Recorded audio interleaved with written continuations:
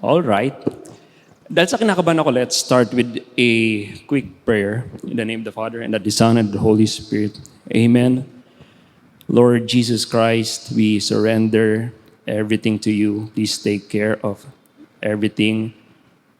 Give us the courage to speak the truth and the humility to know when to stop talking and start listening. All of these we ask through Christ our Lord. Amen. Hail Mary, full of grace, the Lord is with you. Blessed are you among women, and blessed is the fruit of your womb, Jesus.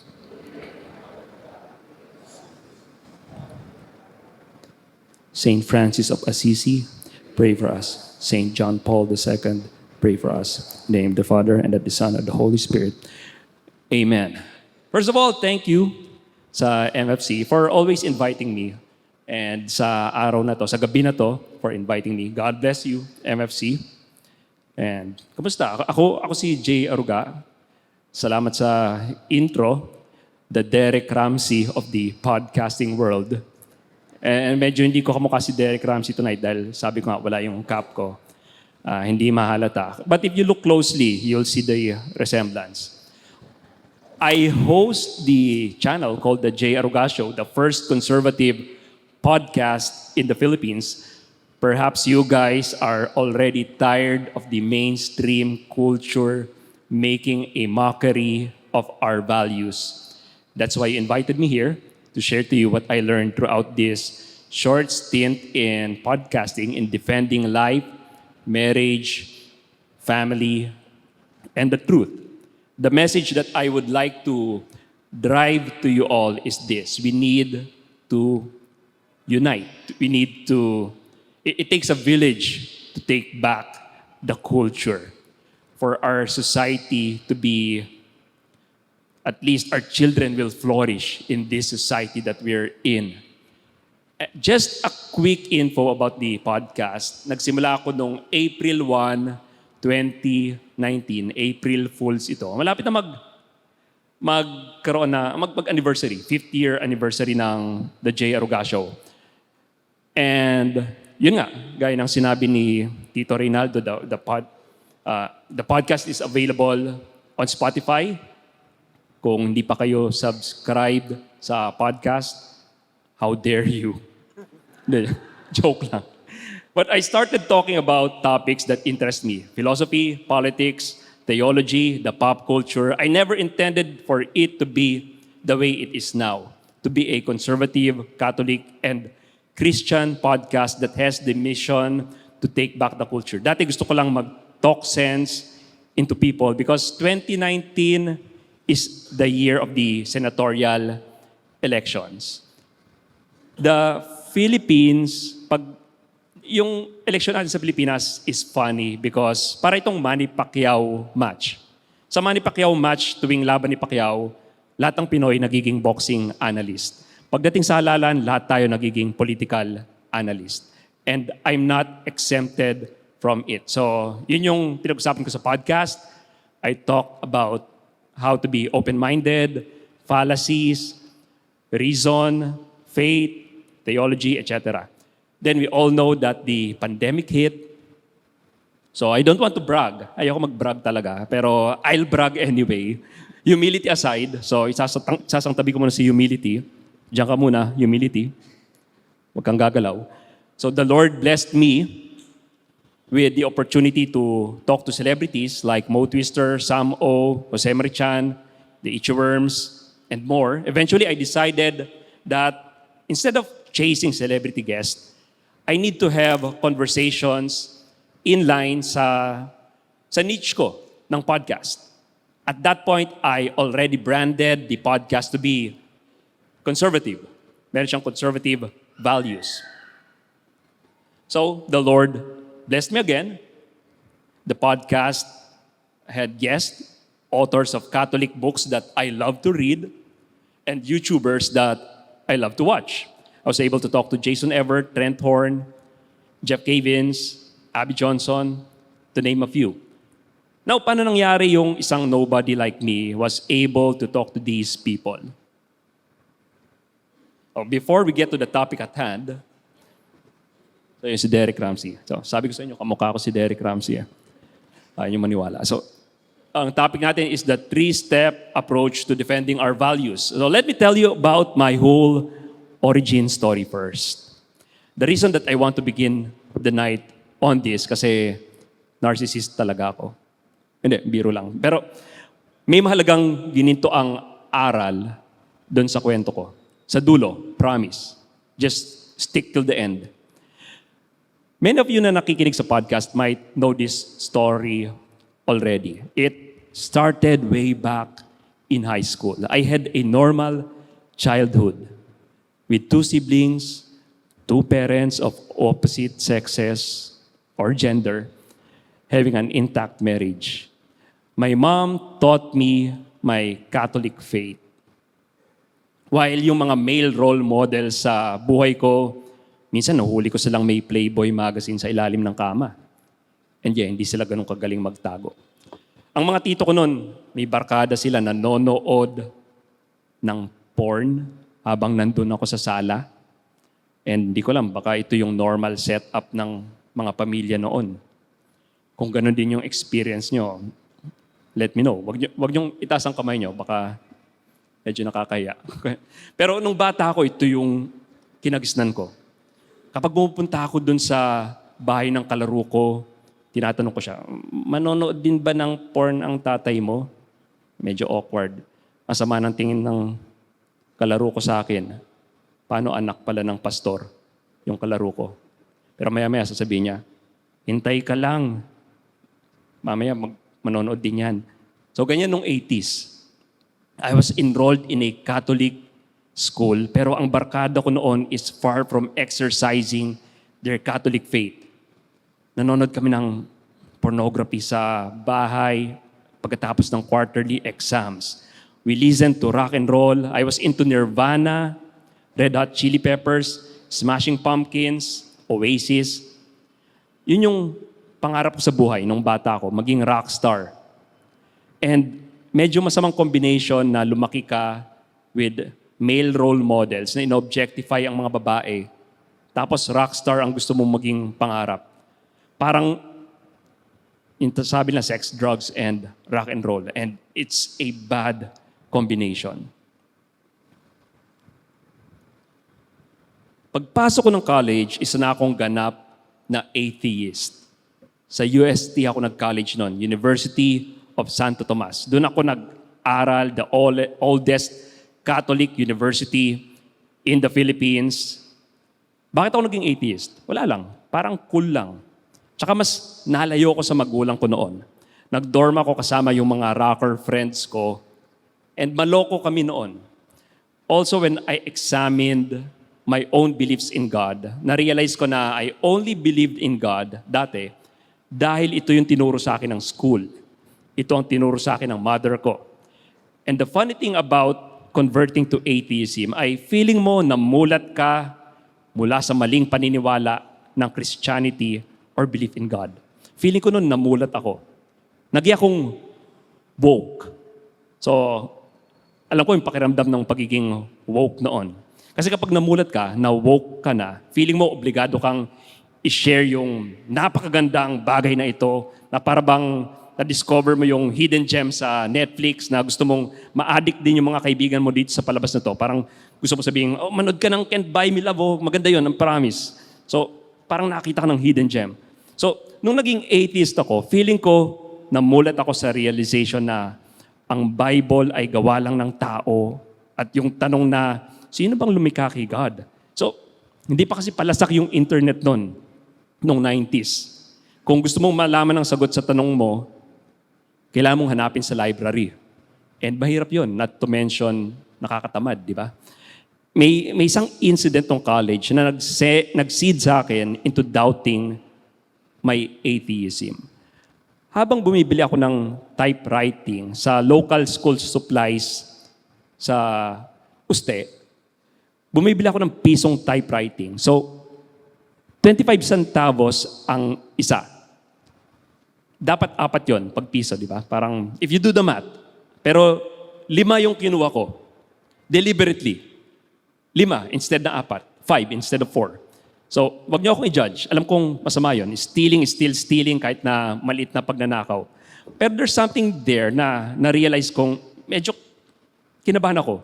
Kasi hindi ako nakonsensya sa pagnanakaw ko. Parang na-realize ko na pwede ako magnakaw pala ng papel kung atheist ka na hindi ka makakonsensya. Kasi hindi ko sinasabing ang lahat ng atheist ay walang konsensya. Pero yun lang yung own lived experience ko. Nung naging atheist ako, hindi ako worried na may someone out there na nagmamasid sa akin.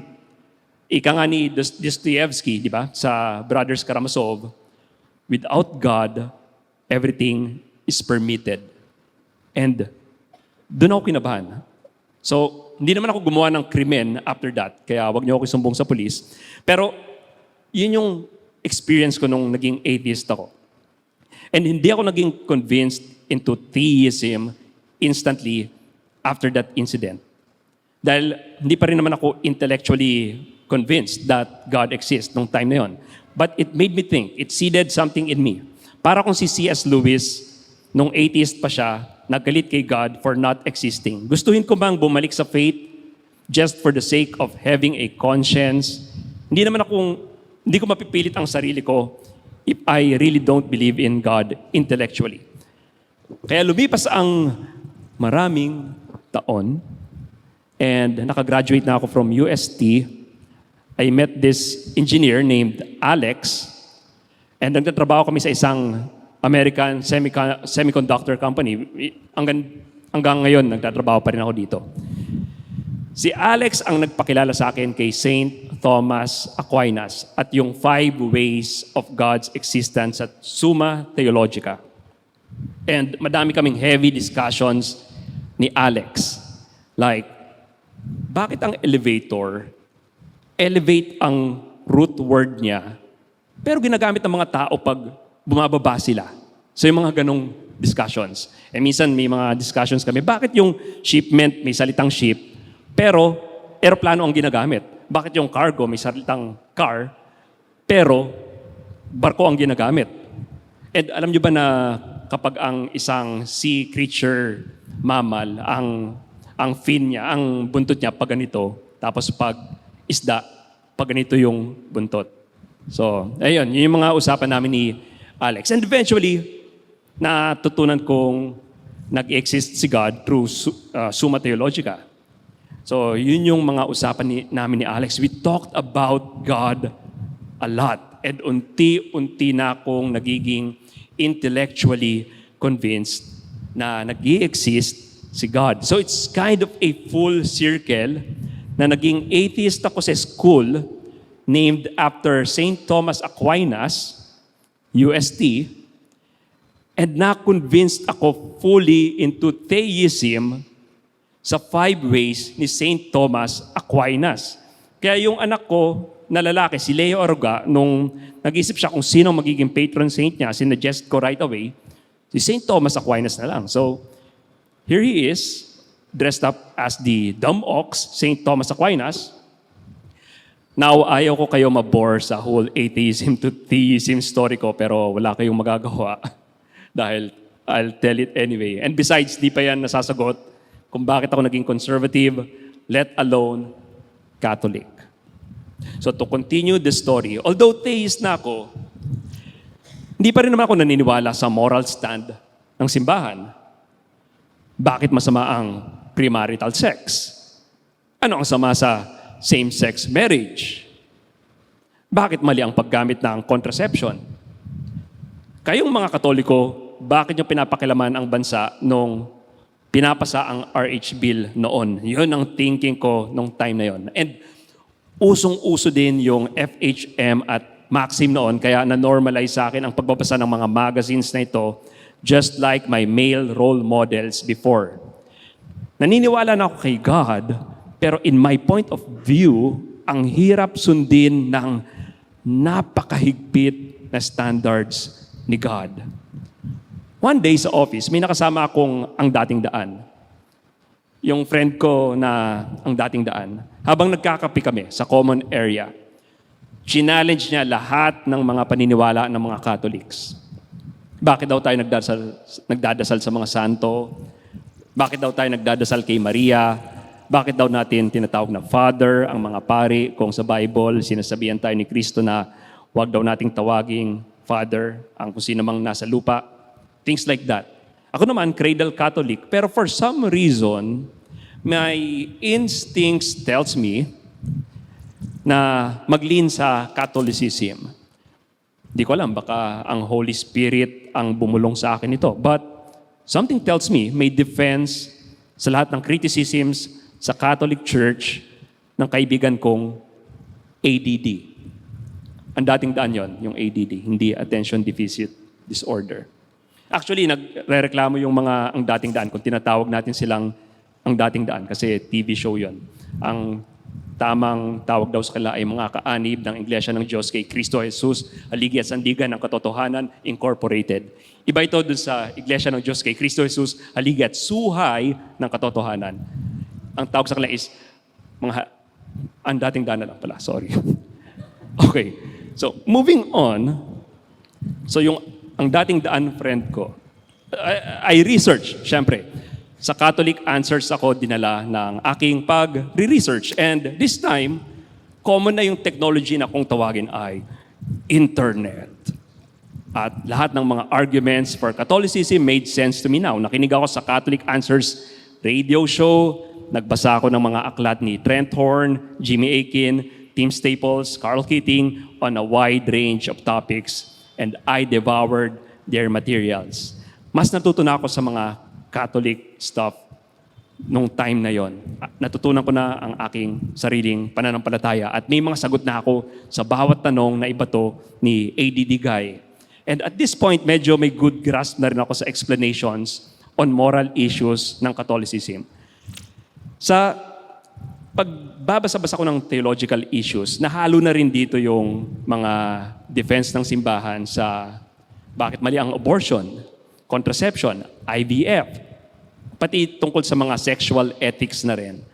Ang problema lang ay medyo lax pa rin ako sa pagpapatupad nito sa aking buhay.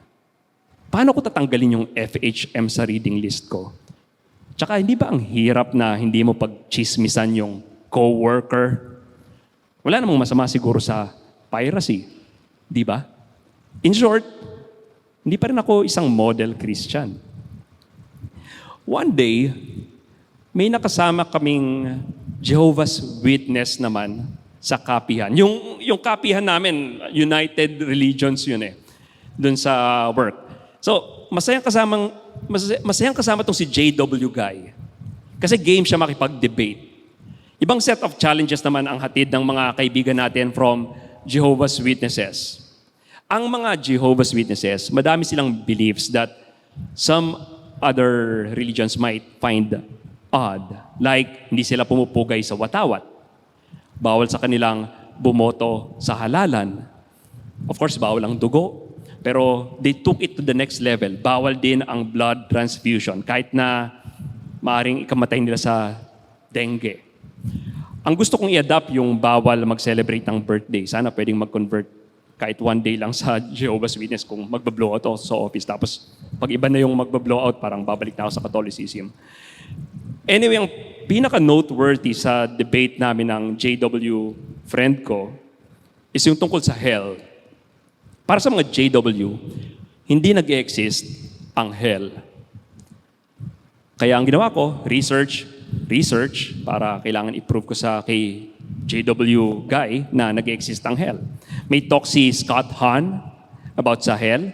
Ginamit ko yon. Kaya ang ginawa ko, basa, debate, debate. Until I realized na intellectually convinced ako na may hell, naniniwala akong may hell, but I'm not living my life as if there's a hell. What the heck? So that Sunday, for the first time, after a very long time, lumapit ako sa isang pare at ikinumpisal ko ang lahat ng kasalanan ko. At ito ang point na kinoconsider kong fully converted na ako to Catholicism, sa Christianity, in my mind, in my heart, and it took me 18 years from being an atheist to being a theist to being a Catholic to being a fully practicing Catholic. I only considered myself na bumalik ako sa Catholic faith nung pinapractice ko na ang faith ko. I consume Christ's body, blood, soul, divinity in the Eucharist. I go to confession when I commit a mortal sin because I believe that receiving the Eucharist in the state of mortal sin is sacrilege. Hindi ko sinasabing malasanto na ako, but will persevere through God's grace and sa tulong ng mga sakramento. And eventually, I committed myself to sharing what I learned to people through my podcast. So now why did I tell this whole story of my conversion? Bakit nga ba? Sabi ko may point akong ida-drive pero parang nakalimutan ko na. Ayun, yun nga pala. So ito. So may bagay doon sa kwento ko na gusto kong mapansin nyo. Yung buong origin story ko, gusto kong makita nyo na ang root of the problem ay nagsimula nung bata ako. Ang mga male role models ko, they're into porn. And hindi ko nabanggit yung mga female role models ko. Karamihan sa kanila, yung mga pangkaraniwan noon na marites. Uso na yung mga marites noon.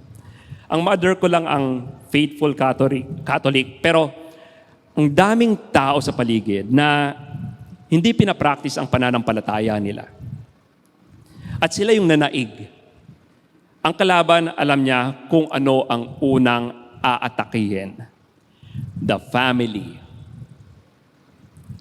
Why do we need to have this conversation? Because if you look at the headlines from the news, I believe na kaya ito ang mga batas na gustong isulong, SOGI, divorce, abortion, same-sex marriage, ay dahil maraming bata na kagaya ko na hindi napasahan ng mga male and female role models nila ng ating pananampalataya. Sadly, either by circumstances or by their own accord. Kaya hindi nila nagawang mag-revert back sa faith. And we need to have this conversation because we want to change hearts and minds. Like I said, it takes a village to take back the culture. Naalala niyo yung kwento ko, may kaibigan akong si Alex, di ba? Siya yung nagturo sa akin ng Summa Theologica. Or even yung ADD guy and JW guy. Baka si God ang nagpadala ng mga kaibigan ko na yon sa akin para mabago ang disposisyon ko sa buhay. Kailangan kayo ang maging Alex sa mga bata, office mates, friends, family nyo. Minsan, di naman natin kailangang tumakbo sa politika para baguhin ang society. Kailangan lang natin baguhin ang culture. Ika nga ni Andrew Breitbart, politics is downstream of culture. Kung gumagana ang networking sa pagbenta ng ilang mga substandard na produkto, bakit hindi natin gamitin ang same concept na ito sa evangelization? Kumuha ka ng 2 downline ng tuturuan, di ba? And kung nung nakaraang halalan, you risk losing friends or family members sa friends list mo para ipagtanggol ang paborito mong kandidato, bakit hindi mo gamitin ang zeal na yon into something important, something that matters, like defending our values, di ba? Ang dami ko nadidinig na kwento recently ng mga employees na forced umattend ng diversity, equity, and inclusion seminars. Gusto nilang magsalita, pero hindi na alam kung paano gagawin. They feel helpless. So I would like to propose this in defending our values. And by the way, when I say our values, I think we're all in agreement na lahat tayo ay pro-life, di ba? We believe that marriage is a one-flesh union between a man and a woman, procreative, lifelong, and monogamous. Tama ba? We also believe that a man cannot be a woman and a woman cannot be a man. So these are our values. And here are the three-step approach. Ito ang tinatawag kong PSA. Hindi ito Philippine Statistics Authority or Public Service Announcement. PSA stands for prepare, study, and apply. To prepare means to know the how. How do we talk to people? What will be our methodology when defending our values? I learned some techniques that I'd like to share later. Study is to read the literature, the facts, the news that will help strengthen our case. Then of course, baliwala ang lahat ng mga binasa mo, hinanda mo, kung hindi mo naman masishare ito. That's why we apply them all. And hindi man lahat nagpa-podcast, but you'll be surprised how small conversations can lead to a change of heart. So number one, let's start with P for prepare. Anong methodology na gagamitin natin? So I'd like to propose two that I learned. One is from Trent Horn called 3 Secrets to Sharing the Faith. And number two is from Austin Avery's book. And this is something called reframing. So let's talk about the first. And I use this a lot. Pwede mo siyang gamitin kahit na hindi social issues yung topic nyo, kahit na politika, K-drama, pwede siya. In fact, I highly recommend that you practice at least muna bago nyo gamitin sa pag-uusap about faith and morals. So what are the 3 secrets to sharing the faith? First is to ask questions instead of making statements. Ang tawag dito ay ang Socratic method. Ilang beses ka na ba naka-encounter ng taong nagsasabi ng statement sa isang intellectual thread? For instance, sabi niya, abortion is evil because it kills human life. Or marriage shouldn't be redefined in this country. Or a man cannot be a woman. That's fine. These statements are true naman. The problem with making statements is people might think that you're condescending and sarado ang utak mo. We have the fullness of truth naman. We're in the Catholic Church. Kaya we know that our beliefs are locked at totoo ang mga beliefs natin. Pero minsan kailangan natin maging strategic. We need to show that we're in a journey with our friend. Otherwise, you might end the conversation before it even starts. Kung i-apply din yung unang tip sa mga statements kanina, ganito yung kalalabasan. We can ask the question, like, where does life begin? Or, what is marriage? Or, what is a woman? Yung pinasikat ni Matt Walsh. If we press the person to answer questions, na ilalagay natin siya sa posisyon na kailangan niyang mag-research at kailangan niyang pagnilayan ang posisyon niya.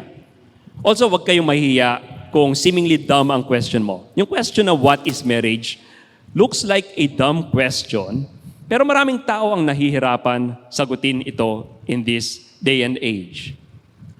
Minsan may nakadebate ako on the SOGI bill sa isang podcast called the PI Podcast.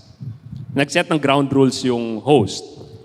Sabi niya, bawal daw ang religious arguments, which is fine dahil sanay naman tayo na i-defend ang faith natin through secular means. Ang pangalawang ground rule niya ay bawal daw ang personal attack, which is fine. We shouldn't be doing that anyway. We need to attack the argument instead of the person. And number 3, bawal daw mag-butt in kapag nagsasalita yung isa. Sabi ko, okay, sounds fair, yung ground rules niya. Pero nag-request ako na dagdagan yung rules. Sabi ko, pwede bang bigyan mo kami ng ability to ask questions dun sa ka-debate namin? And bibitinin ko na kayo. Pakinggan nyo na lang yung episode na yon, yung debate na yon sa PI Podcast on the SOGI bill. So search nyo na lang. Okay, fine. Ito yung isang question na tinanong ko. So I asked yung ka-debate ko dun sa SOGI bill. Tinanong ko siya, paano kung na-approve na ang SOGI bill and yung trans women are women na sa society, paano pagdating sa Magna Carta for women? Sakop din ba sila dito, yung mga trans women? And medyo mahirap na tanong yun, di ba? Paano kung nabuntis ang trans men? Di ba sabi nila, men can get pregnant na? Magkakaroon din ba sila ng 120 days ng leave? So, nahirapan yung kausap ko. Nabigyan ko siya ng chance para pagnilayan ang posisyon niya. So yan yung maganda sa pagtatanong. Number 2, ito yung second secret for defending the faith. Always find a middle ground. Itong tip na ito, dapat ito yung goal ng bawat conversations. Dahil hindi naman natin laging mababago ang isip ng isa't isa. But you can always find a middle ground to work with and move forward with your thinking at your own time. Hindi nyo mababago ang belief ng kausap mo on the spot. At least you put an annoying pebble in their mind. So yun yung goal ng conversation natin. To put an annoying pebble, annoying question na isip-isipin niya pag uwi niya. I experienced this one time na may kabalitaktakan ako and all this time akala ko walang pumapasok sa kokote nung kausap ko dun sa pinagtatalon namin, pinag-uusapan namin. Nagulat nila ako one day, matapos ng ilang araw, sabi niya sa akin, there's something in what I said that kept him thinking. Kahit na hindi na kami magkasama, it led him to reconsider his position. So kaya mahalaga ang middle ground kasi paano kayo mag-move on dun sa conversation, let's say on the divinity of Jesus Christ. Kung hindi kayo nag-agree na totoo ang Bible, di ba? So that's the goal of every dialogue. You need to find the middle ground. And lastly, the third secret to defending the faith, ayon ito sa isang sikat na philosopher by the name of Beyoncé Knowles. Sabi niya, listen! So, it goes without saying na kailangan mong makinig sa kausap mo. Dahil otherwise, nagmo-monolog lang kayo na may katabi kayo, di ba? Kaya, paano mo maipapakita? Paano mo mapapakita na nakikinig ka dun sa kausap mo? Ang isang way is to parrot what he or she said. Ano ba yung ginagawa ng parrot? Hindi ba inuulit niya yung sinasabi mo? So, yun yung parroting. Halimbawa, kung in-explain sa'yo ng kaibigan mong pro-choice, kung bakit okay lang sa kanya yung abortion, para ipakita mong nakikinig ka, ulitin mo lang yung sinabi niya. Parang ganito. So, I'd like to make sure that I understand what you're saying. You're saying that you don't support abortion, but there are some instances that women need abortion, like in the case of rape or when a mother's life is in danger. Did I get your stand correctly? Maganda din ang listening and parroting para din maipakita mo sa kanya that you take their stand seriously. Kasi kapag pinarot mo, it shows that you're listening attentively. At minsan kasi, ang isang weak argument ay nare-realize lang ng isang tao na weak ito kapag nadinig niya mula sa ibang tao na nag-enunciate itong argument na ito. Hindi niya madinig sa sarili niya, pero pag ibang tao nagsalita, parang, oo nga, no, parang ang tangingot nga nung argument na yun. Halimbawa, pag sinabi mo sa kanya, so you're saying that a woman is someone who identifies as a woman? Tapos biglang, yun ba yung sinabi ko? Mapapaisip siya, parang circular pala yung sinabi ko. Kasi yung definition ng woman, nandun din sa woman. So, mahalaga yung parroting. Okay, so ano naman yung reframing? Another technique that you can prepare is, ito yung galing sa book ni Austin Ivory, How to Defend Your Faith Without Raising Your Voice. It's called reframing. In a nutshell, ang reframing ay yung paghahalili ng prevailing narrative, which is normally incorrect. It's an incorrect representation of our side. And ihahalili mo lang yung tamang framing ng our side, ng side natin.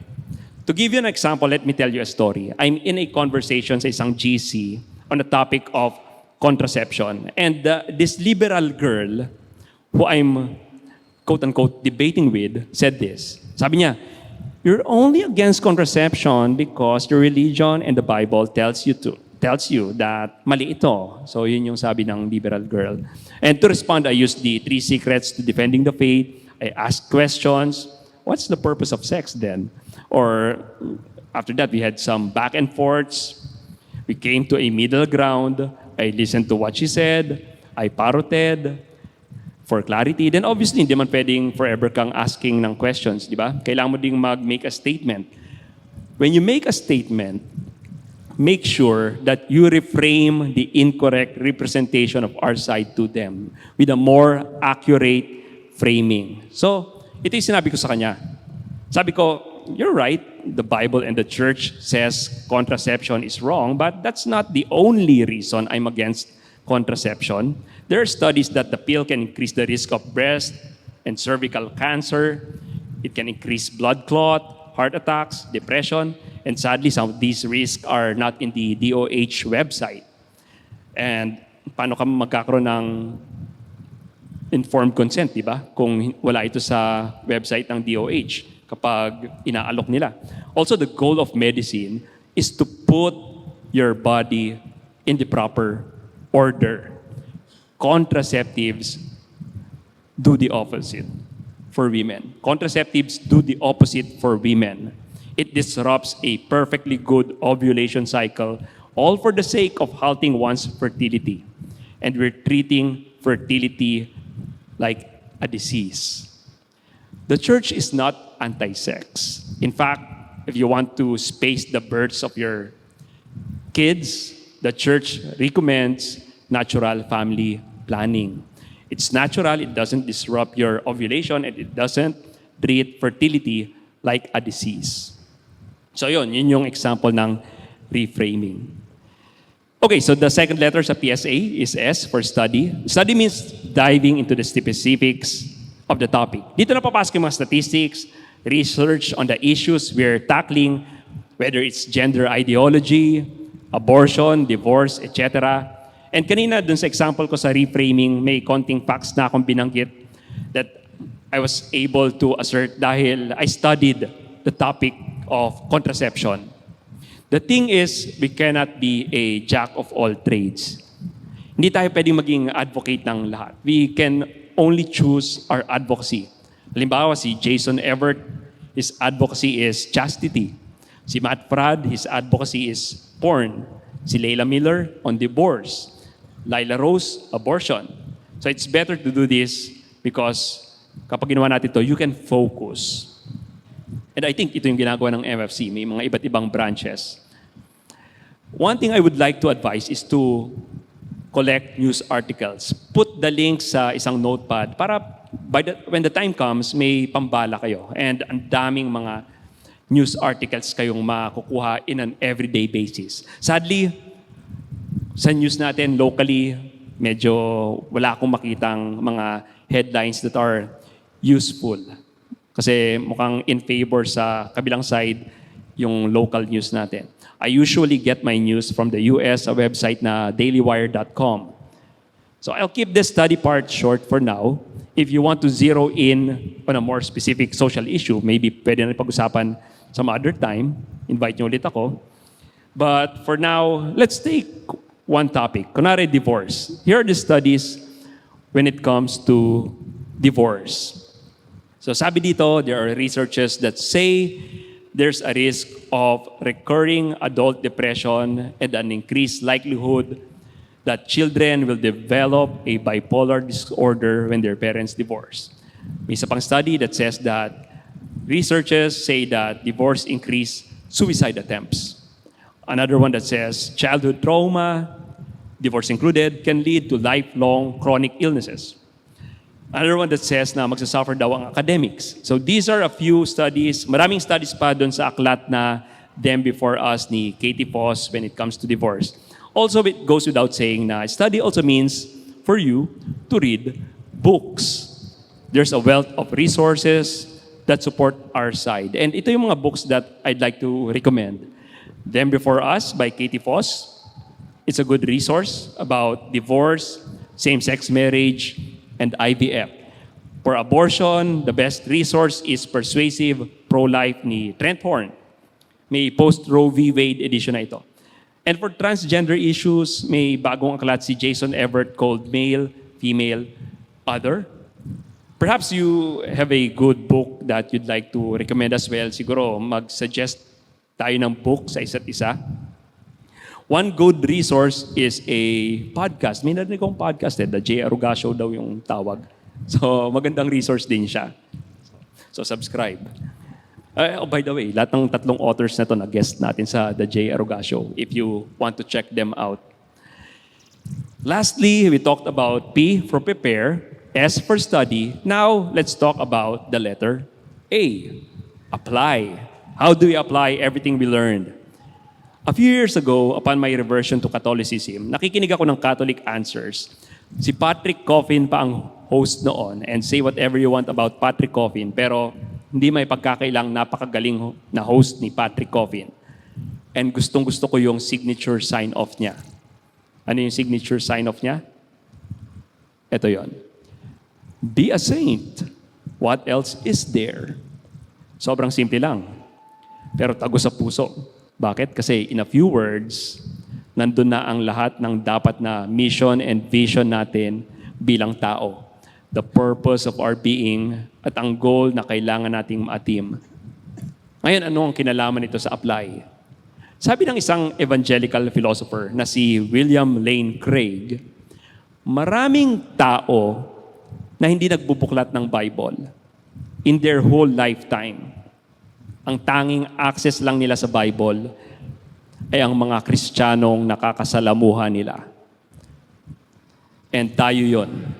Kung hindi natin isasabuhay ang turo ni Kristo, kahit na anong galing mo sa pakikipagdebate, hindi tatagos sa kausap mo. Ayon kay Jordan Peterson, sa rule number 6 niya, ng 12 Rules for Life, let's set our house in order before we criticize the world. So how do we do this? Be a saint. Next in apply, we need to make evangelization the norm again. Kailan ba kasi tayo natigil sa pag-evangelize? Nung unang panahon, ang mga Katoliko noon, nagsisail pa sila into uncharted seas para maipahayag ang salita ng Diyos. Sa mga hindi nakakadinig nito, evangelization is in their minds even during the time of conquest. And when I say we need to evangelize, hindi naman yung lalayag ka sa karagatan or magdo-door-to-door ka. Maaari tayong makapag-evangelize sa mga simpleng encounters natin. May tagpo sa office namin na hindi ko makakalimutan. Magsi-CR na sana ako until nakita ko tong kaibigan ko sa malayo. Si Herbie. Herbie yung pangalan niya. Medyo matagal na kaming hindi nagkita. And matagal na rin kaming hindi nakapag-usap ni Herbie. Kaya linapitan ko siya. Nag-usap kami ni Herbie at naglabasan kami ng mga hugot sa buhay. Kasi napapagod din ako. In fact, I was struggling on juggling work, the family, and podcasting. So nag-share kami ni Herbie sa isa't isa. And habang nag-uusap kami, tinanong ako ni Herbie, Jay, bakit ikaw? Cool kang tignan. Kahit na sabi mo pagod ka. And nagulat ako. Parang gusto kami sabihin na, well, Derek Ramsey, syempre, cool ako tignan. Pero hindi ko magawa kasi hindi naman talaga ako cool na tao. In fact, napapagod din nga ako, gaya ng sinabi ko. Pero kung cool ako tignan sa'yo, Herbie, fine. Ang sabi ko kay Herbie, and si Herbie kasi, alam ko na hindi ganun ka-active yung faith life niya. Pero since tinanong niya ako kung bakit ako cool tignan, I took this as an opportunity, as an unintended evangelization, a way to share my faith. Kaya sabi ko kay Herbie, ganito man ako, it's only because of the grace of God. Maybe, kung cool ako tignan, maybe because I pray a lot. And yun, those are simple ways to evangelize. And of course, it goes without saying that the third part of apply is to pray. Pagdasal natin ang mga taong malayo sa Diyos dahil hindi naman tayo yung nagko-convert, kundi ang Holy Spirit. Ultimately, the Holy Spirit is the one that converts. And tayo, ginagawa lang tayong instrumento ng Diyos. And then maaari mong sabihin, Jay, maganda yung mga advice mo. Be a saint, make evangelization the norm again, pray. Pero wala ka bang practical advice dyan? Okay, fine. There are some ways to skin a cat.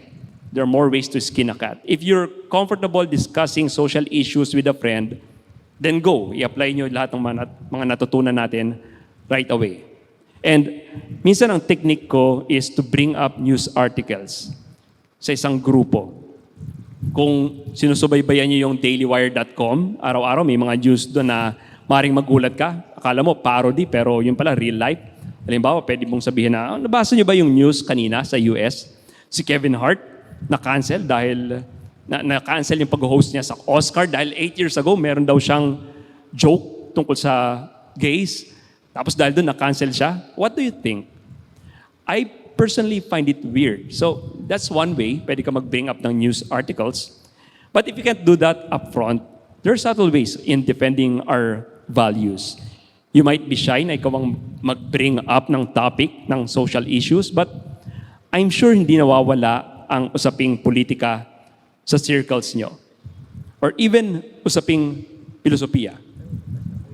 Or, sige, fine, K-drama. Baka mamaya K-drama ang pinag-uusapan nyo. Pero even so, kahit na K-drama ang pinag-uusapan nyo, kaya nyo pa rin mag-evangelize. Kasi sa mga pagkakataon na to with friends, this is the time you can take the Christian and Catholic positions. Especially on social issues. Pwede mo sabihin na yung ginawa ng tauhan dun sa K-drama, medyo parang disagree ako dun. So yun, di ba? Na bring up mo na yung Christian and Catholic positions. So yun yung mga pasimpleng bagay on how to evangelize. Here's another tip kung talagang hiyang-hiya kayo to share the faith. You can state an objection through an imaginary person. Kunwari may nagsalita, then pwede mong sabihin na, oh, yung sinabi mo, okay, may sense, pero what if there's this someone who opposed your position on transgenderism? Halimbawa, sinabi nitong tao na to na paano kung ang trans women nag-compete in women's sports? Let's say weightlifting. How would you respond to that person? So yun yung mga simpleng way. At least, hindi mo direktang challenge yung taong kausap mo, nag-introduce ka ng imaginary person na nag-oppose, kunwari, dun sa pinaniniwalaan niya.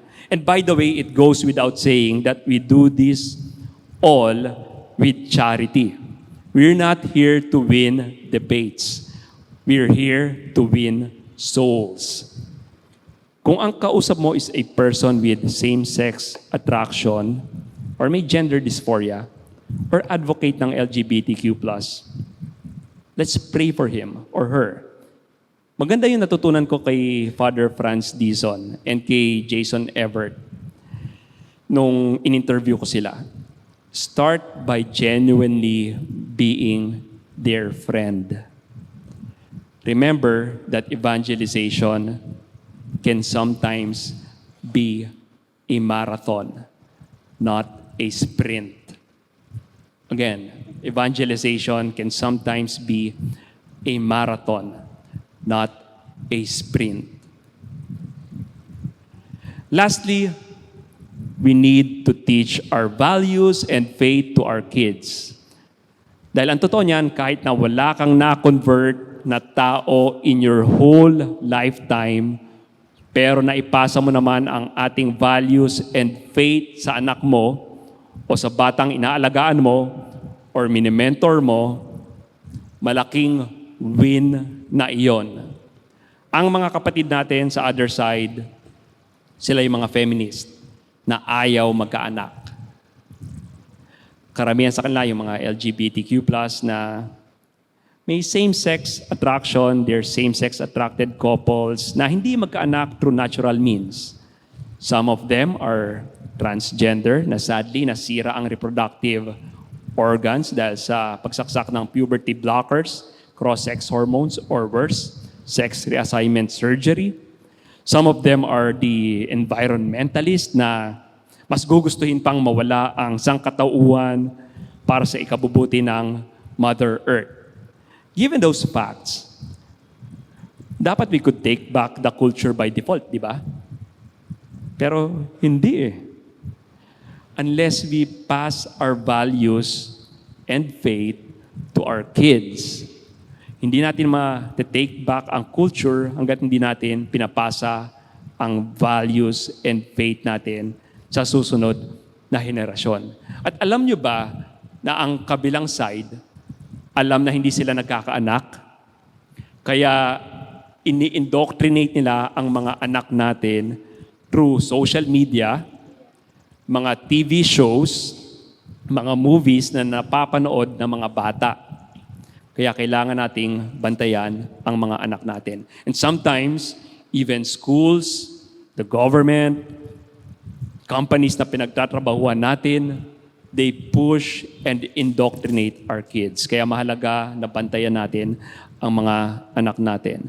Naniniwala ako na hindi natin masosolve ang problema in one generation. This could take multiple generations kung saan contingent ang ating success sa pagpasa ng ating values sa mga bata. And if you remember my story, it all began with me as a kid not getting the values and faith from adult role models that I have in life. So let's not commit the same mistake. Okay, so let's summarize. The 3 steps are PSA. P for prepare. Prepare is the methodology. I proposed the 3 secrets to sharing the faith. Ask questions, find middle ground, listen, then reframe. It means changing the prevailing false narrative to the correct one. Then, S is for study, by researching, compiling news, reading books. And lastly, apply by being a saint, making evangelization the norm again, praying, and teaching our values to our kids. So, yun lang. Salamat sa pakikinig. This is Jay Aruga saying, at the end of the day, it will be night. Thank you for listening, everyone.